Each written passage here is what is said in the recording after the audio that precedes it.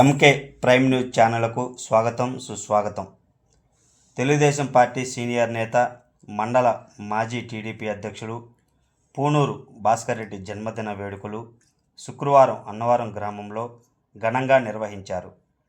TDP యువ నేతలు, party శ్రేణులు ఈ సందర్భంగా భారీగా కేక్ కట్టింగ్లు ఏర్పాటు చేశారు.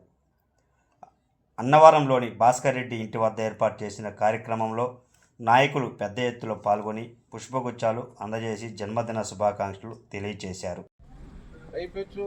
నేను మండల పార్టీ అధ్యక్షుడిగా గతంలో ఈరోజు మన అన్నవరం గ్రామంలో పూనూరు భాస్కర్ రెడ్డి గారి మండలం ఉపాధ్యక్షుడు వేణన్న గారికి, బూత్ ఇన్ఛార్జి వేమిరెడ్డి మాలకొండారెడ్డి గారికి, మరియు యువ నాయకులు మహేందర్ రెడ్డి మరియు మరిమాను చెరువు ప్రెసిడెంట్ శివకోటయ్య గారికి, మరియు వచ్చిన అన్నవరం గ్రామ ప్రజలు, టీడీపీ నాయకులు, యువ నాయకులు అందరికీ మా నమస్కారాలు.